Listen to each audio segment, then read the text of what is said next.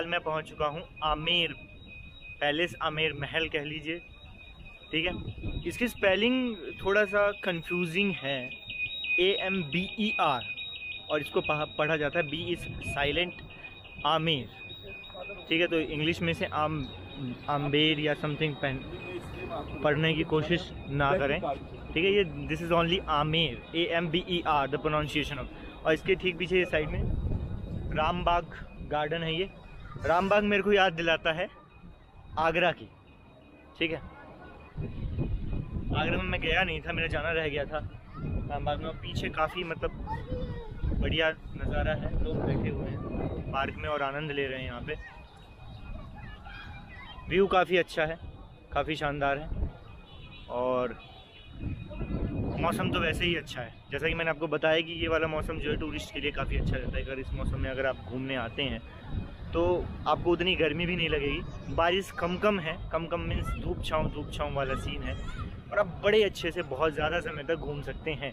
और ख़ासकर ऐसी जगह पे जहाँ किले वगैरह हों, वहाँ तो आपको ऐसे ही मौसम में आना चाहिए, क्योंकि गर्मी बहुत ज़्यादा रहती है और फिर डिहाइड्रेशन का खतरा रहेगा अगर आप गर्मी में घूमेंगे तो ये मौसम जो है काफ़ी अच्छा है।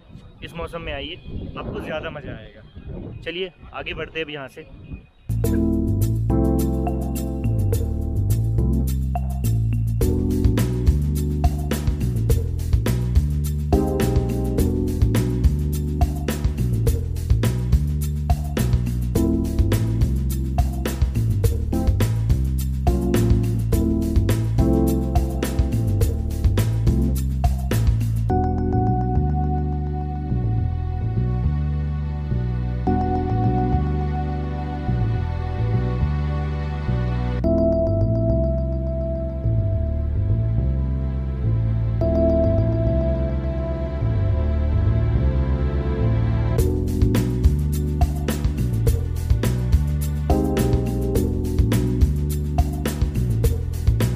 आमेर फोर्ट के ठीक साथ में यहाँ पे बहुत एक अच्छी सुंदर झील है।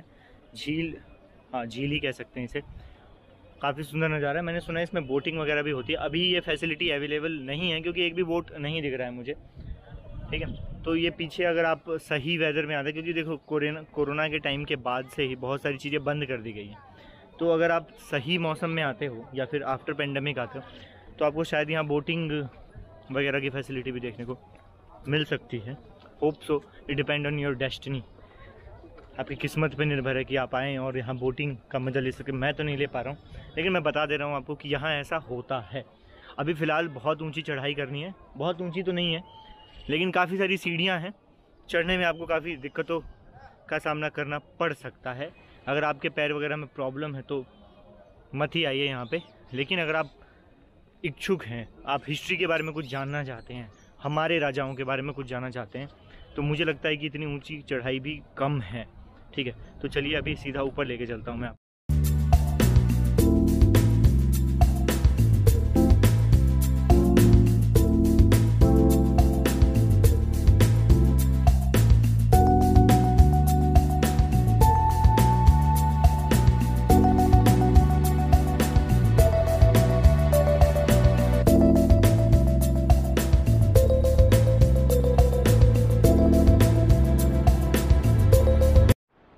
सोचो कि मेरी हालत इतनी ख़राब है।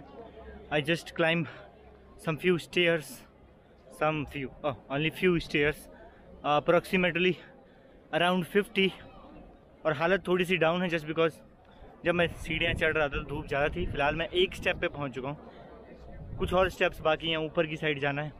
ये फ़िलहाल एक बड़ा सा कोर्टयार्ड है। कोर्टयार्ड मीन्स बरामदा टाइप है, एक बड़ा सा हॉल है जहाँ बहुत सारे लोग आपको यूँ ही टहलते हुए नज़र आ जाएंगे, ठीक है। अभी जाना है थोड़ा ऊपर की तरफ, कुछ स्टेयर्स और हैं। चलिए इतना कराए हैं, थोड़ा और सही, कोई बात नहीं, हो जाएगा ये भी। लोग यहाँ बैठे हुए हैं, एंजॉय कर रहे हैं, फ़ोटोशूट जो कि हमारा परम धर्म है, ठीक है।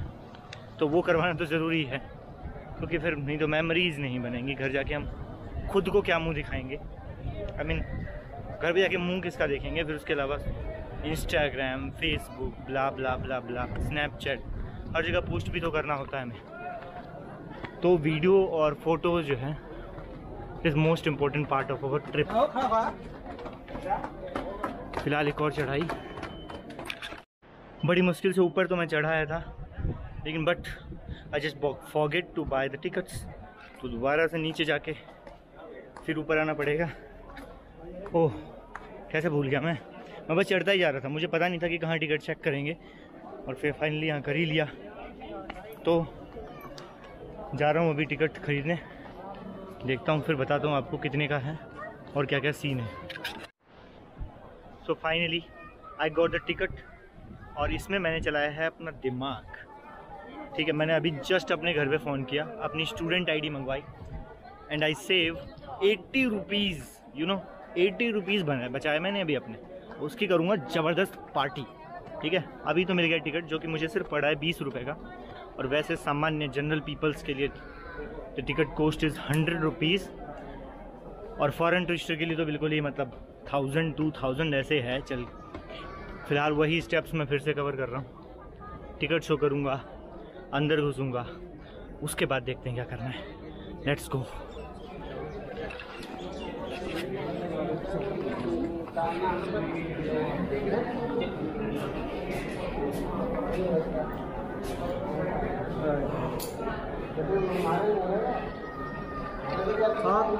सो फाइनली एंटर मैं कर गया। नहीं तो यहाँ मेरे पीछे काफ़ी सुंदर आमेर फोर्ट, आमेर का किला, आमेर दुर्ग, और अभी भी एक बात समझ में नहीं आ रही कि उधर क्या है, क्या वो फिर से वो भी चढ़ना पड़ेगा क्या? अच्छा वहाँ कोई देख तो रहा ही नहीं है, but task what is this? ये किला क्या बंद रहता है? ये बंद हो गया 1 महीने पहले, बिजली गिर गई थी ना। अच्छा इस पे बिजली गिर गई थी, इसका नाम क्या था? Watch tower. वॉच टावर, किले का वॉच टावर। अच्छा हाँ, तो ये मेरे पीछे जो आप देख रहे हो इसको वॉच टावर बोलते हैं। वॉच टावर मैं बता दूँ आपको क्या होता है। ये 13 जुलाई को 11 जुलाई को तो ऐसा है कि पहले ये खुला हुआ था। ओह, तो बड़ी दुखद सूचना ये है कि पीछे का जो इलाका दिख रहा है इसको वॉच टावर के नाम से जाना जाता है। वॉच टावर के बारे में मैं आपको बता दूं, वॉच टावर क्या होता है, जहाँ से हम नज़र रखते हैं। जैसे कि कोई भी राजा महाराजा के जो सेना या सेनापति या जो सेना में लोग होते थे वो देखते थे कि आसपास से कोई हमला तो नहीं कर रहा है या कोई संदेश तो नहीं आ रहा है, संदेश भेजें, तो इसको वॉच टावर के नाम से जाना जाता है। ये फ़िलहाल बंद हो गया। मैंने गार्ड से पूछा तो गार्ड जी ने बताया कि यहाँ पे अभी कुछ दिन पहले ही अप्रॉक्सीमेटली 11 जुलाई के आसपास बिजली गिर गई थी ऊपर, और 11 लोगों के मरने की खबर थी, इसलिए उसको बंद कर दिया गया है फ़िलहाल। शायद अगर जाने देते, अगर ये हादसा नहीं होता, तो जहाँ तक मुझे लगता है काफ़ी ज़्यादा खूबसूरत नज़ारा रहता वहाँ से, क्योंकि जैसा कि मैं देख पा रहा हूँ, एक तो सीधी चढ़ाई है, उसमें बहुत सारे स्टेयर्स हैं, लेकिन नज़ारा काफ़ी ज़्यादा अच्छा रहेगा अगर वहाँ जा पाते तो। लेकिन फ़िलहाल बैड लक, तो फ़िलहाल वहाँ नहीं जा रहे हैं, वॉच टावर पे नहीं जा रहे हैं। अभी हमें आमेर दुर्ग में थोड़ा सा और इसको डिस्कवर कर लेते हैं।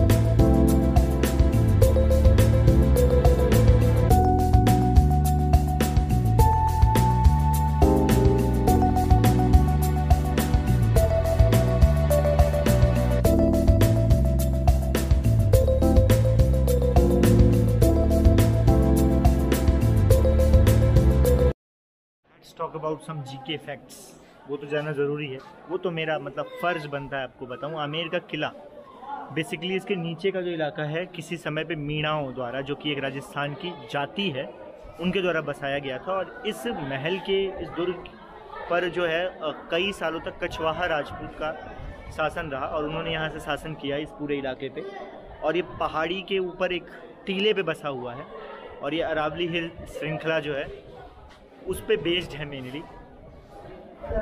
और हाँ, एक चीज़ जो थोड़ा सा मैंने मतलब मिस्टेक हो गया था, इसे आमेर और आम्बेर का किला भी कहा जाता है। ठीक है, नीचे जो सरोवर था, जो झील मैंने दिखाई थी नीचे साइड में अभी, वो मावठा सरोवर के नाम से जाना जाता है। उसके ठीक ऊपर ही महल बसा हुआ है। ठीक है, मैं यहाँ घंटों खड़ा रह सकता हूँ यूँ, अगर शोर उतना ना हो तो फिर भी शोर होने के बाद भी एक अलग सी शांति, मतलब सामने से जो हवा लग रही है ना, वो आपके घर में या हमारे घरों में जो एसी या कूलर होते हैं, दिस इज समथिंग नेचुरल। और हवा की स्पीड जो है, उसकी आवाज़ आप सुन सकते हैं कितनी ज़्यादा तेज है, माइक में भी आपको सुनाई दे रहा होगा शायद।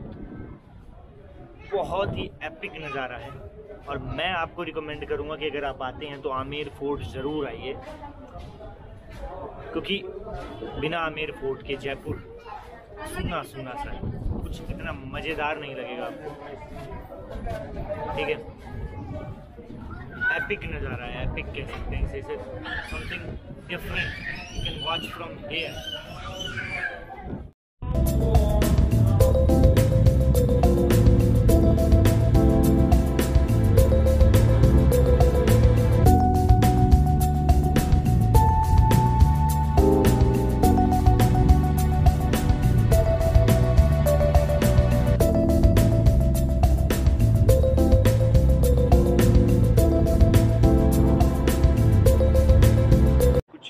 ख़ास चीज़ें दिखी तो सोचा मैं बता दूं आपको। ख़ास चीज़ें क्या है, मतलब यहाँ कुछ लिखा हुआ था और जब मैंने इसे पढ़ा तो फिर मुझे पता चला, जैसे यहाँ पे आप ये बार्स देख रहे होगे मेरे पीछे, यहाँ पे ये लिखा हुआ है कि ये रास्ता मतलब आमेर के किले से जयगढ़ के किले में, जो कि नीचे की साइड है, डाउन है यहाँ से, वहाँ तक जाता है ये रास्ता। और ये सुरंग काफ़ी लंबी है, ये कहीं पे तो ज़मीन के नीचे है, कहीं ज़मीन के ऊपर है, सतह के ऊपर है, और कहीं भी मतलब ऐसा सरफेस छत जैसा नहीं बना हुआ है। तो ये रास्ता जो है मतलब अंडरग्राउंड होता हुआ जयगढ़ की साइड, जयगढ़ के किले की साइड जाता है। अभी हम वहीं जा रहे हैं इसके बाद।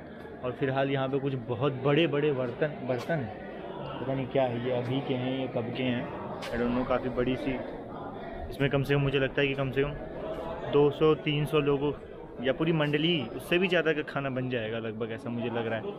ये पीछे पता नहीं क्या है, यहाँ तो कुछ लिखा नहीं हुआ है।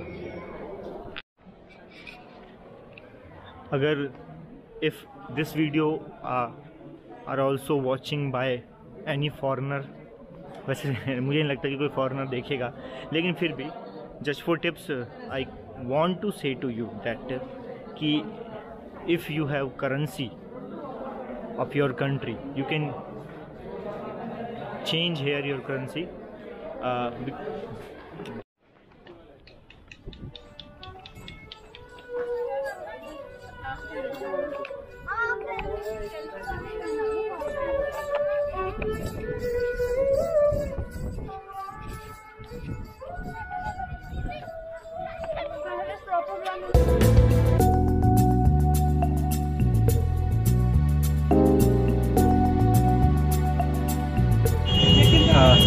This time I am eating dosa, और भाई जो दम है इस डोसे में गजब का, मतलब एक अलग ही फ्लेवर। पनीर डोसा है स्पेशली, और ये जगह मैंने मेंशन कर दी आपको वीडियो में ही। अगर आप भी कभी जयपुर आते हैं और इस जगह के पास आते हैं तो ज़रूर आना, और इन भाई के पास ही आना। मैं नीचे डिस्क्रिप्शन बॉक्स में भी लिख दूँगा क्या नाम है इसका, ठीक है। और ये मतलब इतना ज़्यादा अच्छा लग रहा है मुझे ये खाने में, मैं आपको इसका जो टेस्ट है गजब, नेक्स्ट लेवल। पिछले 2 दिन से मेरा खाना यहीं हो रहा है और लगातार नई डिश मैं यहाँ पे ट्राई करता रहता हूँ। जब भी मतलब इधर आसपास से मैं कहीं भी हूँ जयपुर में पिछले 2 दिन से, तो मैं सीधा आ यहीं रहा हूँ और यहाँ की हर एक चीज़ मैंने ट्राई कर ली है, हर एक चीज़। मतलब ऐसा कहिए हर चीज़ में वो जो स्वाद है वो आपको कहीं और नहीं मिलेगा। मतलब एक पर्टिकुलर हर एक चीज़ को मैंने ट्राई किया है और गजब है, इसलिए मैं बार रिकमेंड कर रहा हूँ। और फिलहाल मैं ट्राई कर रहा हूँ इडली फ्राई।